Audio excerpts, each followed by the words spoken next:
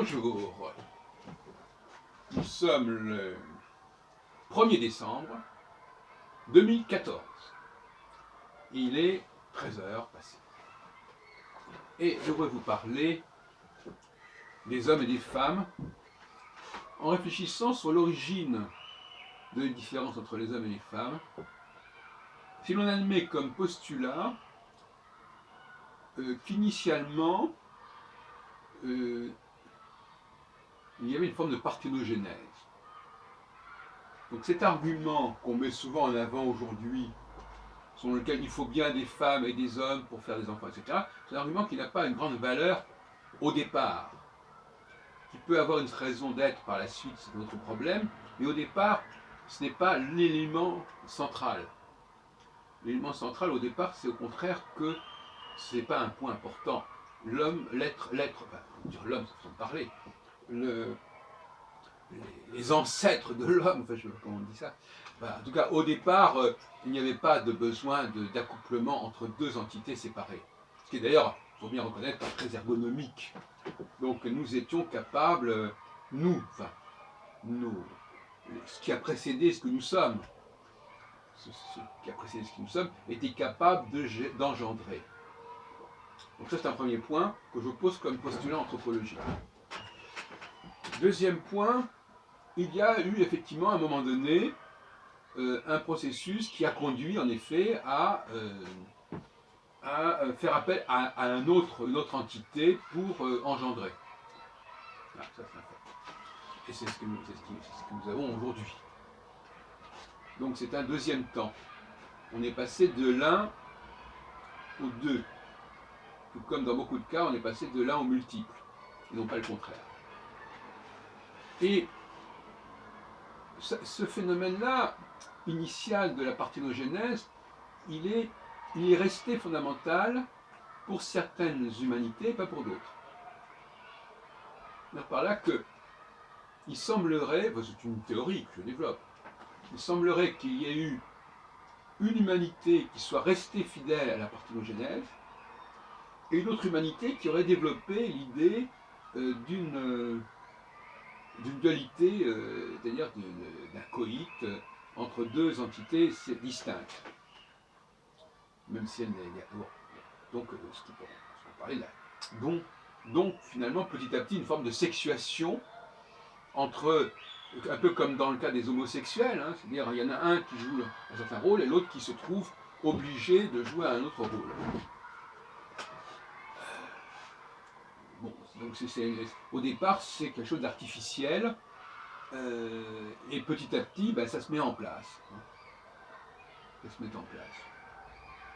Et ce que je pense, je l'ai déjà développé dans d'autres vidéos, ce que je pense, le paradigme, le modèle que je propose, la grille que je propose, c'est que les hommes, ce qu'on appelle donc le sexe mâle, les humains de sexe mâle, sont les héritiers de la lignée qui est restée le plus longtemps possible, le plus longtemps fidèle au modèle initial de la parthénogenèse. C'est-à-dire donc d'être capable de faire soi-même des enfants comme le font les escargots par exemple. Et les femmes seraient les héritières de ce segment qui se serait détaché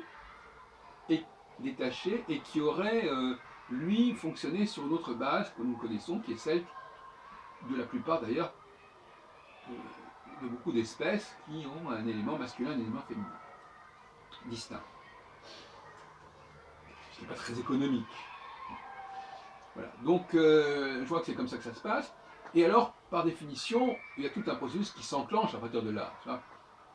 La notion d'autonomie, à partir du moment où vous n'êtes pas dans l'autonomie par rapport au sexe, quelque part vous engagez dans un processus d'absence d'autonomie dans tous les domaines. Ce que je veux dire, c'était une sorte de dérive. Et inversement, lorsque vous êtes dans l'autonomie, vous n'avez pas le besoin ni la tentation de vous mettre dans une situation de dépendance. Ce que je veux dire par là, c'est que cette notion d'échange, qui est à la base de notre économie, d'une certaine manière, elle est alimentée elle est entérinée, elle est légitimée par le fait qu'on ait besoin d'un partenaire pour faire un enfant. C'est le premier mode d'échange. À partir du moment où il n'y aurait pas ce facteur-là, c'est tout l'ensemble du comportement économique qui serait différent. Donc on pourrait parler de deux sensibilités totalement différentes qui correspondent à deux humanités. J'ai souvent développé cette idée que, ce que nous appelons notre humanité, elle descend de deux grandes lignées qui se sont à un moment donné rencontrées.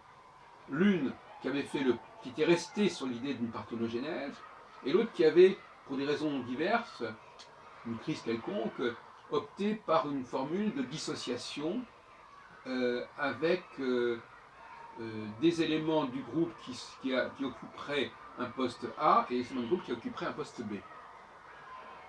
Est-ce que je me suis bien fait comprendre? Voilà, ce que je veux dire par là, c'est que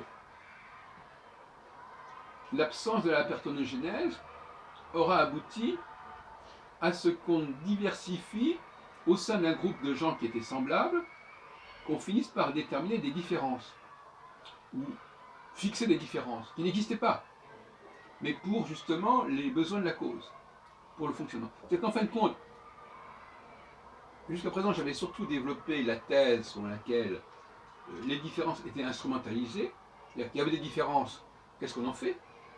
Et maintenant, je développe une autre thèse qui est dire pas contradictoire, selon laquelle il n'y a pas de différence, mais il faut en créer. C'est un phénomène inverse. Et ça se produit souvent. Prenons par exemple la formation d'un gouvernement. Les gens sont un peu interchangeables. Ils ont tous plus ou moins la même formation. Mais il y en a un qui va être au ministère ceci et l'autre qui va au ministère cela. Donc là, on introduit des différences qui n'existent pas. Mais ailleurs, dans d'autres situations, il y a des différences et soit on les nie, c'est aussi une solution, on est dans le déni de la différence, soit on les instrumentalise et on dit tiens, puisqu'il y a des différences, eh ben, essayons d'en faire quelque chose, essayons de faire de nécessité vertu et voilà, et de trouver une raison d'être à ces différences, en attribuant aux gens qui sont dans des groupes différents des fonctions différentes. Donc le processus est réversible, ce que je n'avais pas dit jusqu'à présent. Donc, ça c'est mon cadeau d'anniversaire. Et psychologiquement et économiquement, nous avons là aussi des systèmes différents. Dans l'humanité parthénogénétique, donc qui n'a pas besoin de dualité, sinon une dualité intérieure, ce qu'on appelle l'altérité interne, par opposition à l'altérité externe, qui serait propre à l'autre catégorie d'humanité, eh bien, ça fonctionne en circuit fermé. Mais un circuit extrêmement puissant quelque part, avec un potentiel considérable, mais en circuit fermé. Et avec évidemment le compromis qu'aujourd'hui, même ceux qui sont issus de la parthénogénèse ne sont pas dans la parthénogénèse, ils n'ont plus cette faculté, donc il y a des compromis qui se produisent, mais néanmoins, ça reste quand même le cœur du processus.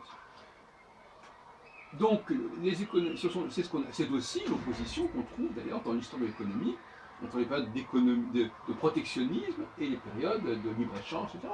On retrouve ce même schéma, cette même alternative, ce même dilemme, si on peut dire. Donc, moi je pense qu'il faut réactiver un modèle économique protectionniste, pas d'importation, plutôt des exportations, bien sûr, pourquoi pas. S'il y a des populations qui sont dans un processus de dépendance et d'interdépendance, ben on peut leur exporter des choses. En échange de quoi? Ça aussi, il faut le voir. Si on n'est pas dans une logique d'échange, il faut aussi savoir ce qu'on veut dire. Mais enfin bon, il peut y avoir des accommodements, je suppose. Mais globalement, le groupe doit être autonome et chacun des membres du groupe doit aussi être autonome. Maintenant, il peut y avoir, ça répond à la question tout à l'heure, il peut y avoir effectivement des crises, des maladies, des difficultés, et à ce moment-là, effectivement, il faut peut-être compenser par autre chose. C'est qu'en fin de compte, ce que je veux dire par là, c'est que, à partir du moment où il y a un handicap Autrement, il y a quelque chose qui c'est un dysfonctionnement, et seulement dans ces cas-là, il faut effectivement faire appel à des appuis extérieurs.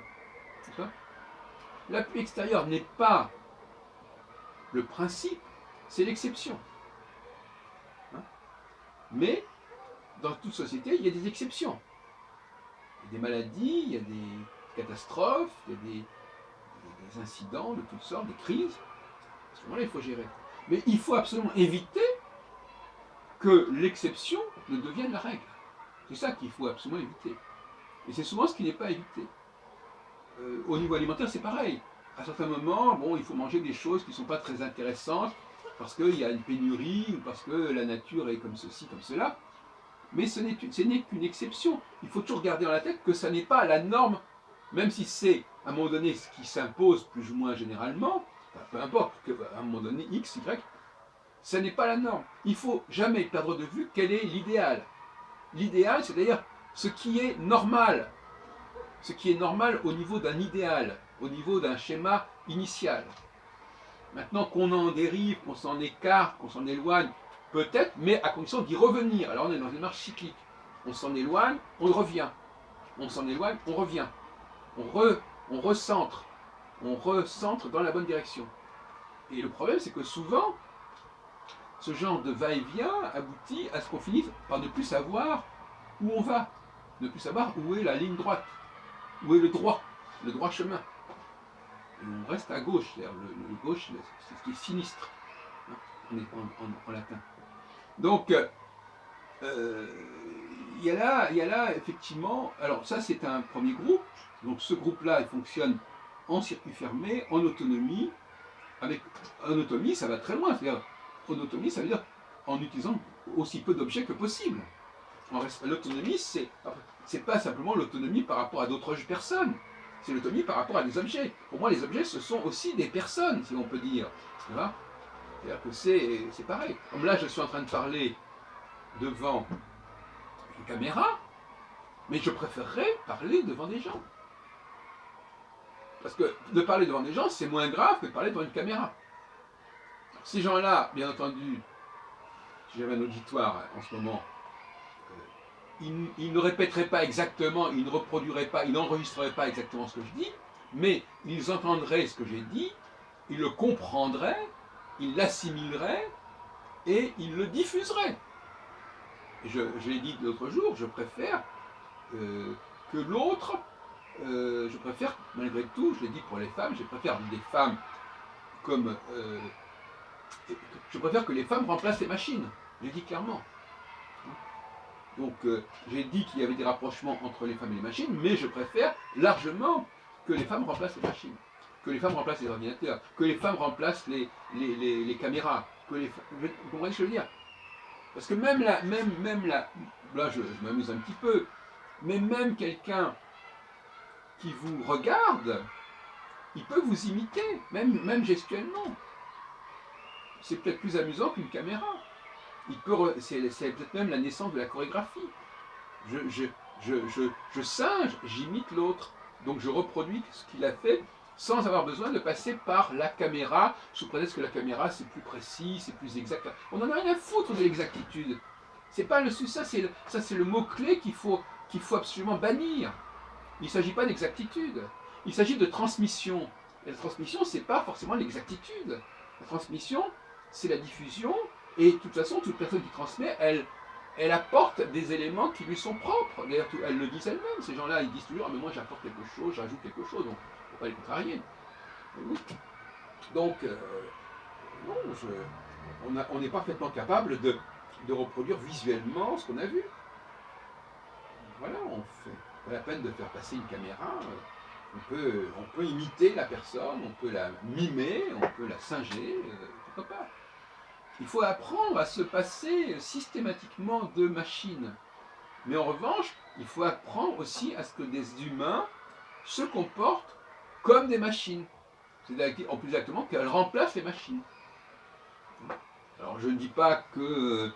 Bon, évidemment, on pourrait dire, oui, mais alors vous voulez quand même pas que l'on remplace les voitures par des gens qui tirent les voitures ou je sais pas quoi. Écoutez, Je ne sais pas, moi j'ai été très marqué par le film Avatar de Cameron, qui me paraît excellent. Cette opposition entre une humanité, si on peut parler d'humanité, complètement mécanisée, et notre humanité qui vit uniquement en accord avec la nature, avec les animaux, avec les dragons, peu importe, mais qui n'utilise pas le fer, le minéral.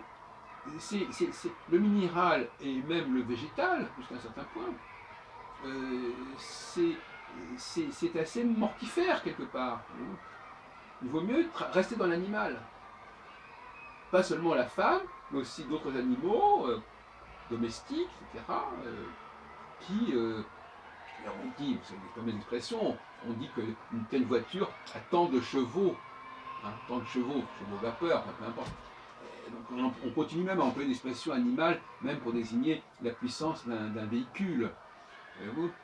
Donc je trouve que c'est un film encore plus marquant que Matrix, parce que Matrix, en fin de compte, si vous voulez, c'est l'autre hypothèse de travail d'Avatar, si vous voulez. C'est-à-dire que l'humanité, elle a le choix entre revenir à une structure de type Avatar, soit de se retrouver dans une situation de Matrix.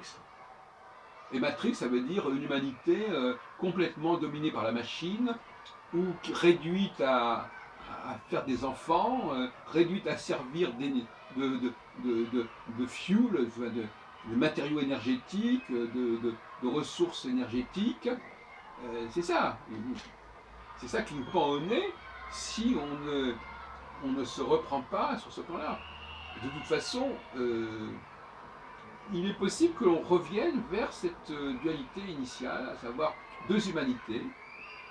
D'ailleurs, avant 1989, il y avait le rideau de fer, avec une humanité extrêmement dirigiste, de côté une humanité libérale, soi-disant. Hein. Ben, c'est un peu ça, si vous voulez. Dans le sens. Bon, je veux dire par là que. Alors, qui est quoi? Alors, là, c'est un autre sujet aussi. Quelque part, euh, le pays de l'Est fonctionnait un petit peu en circuit fermé. Enfin, on pourrait se poser des questions sur qui fait quoi.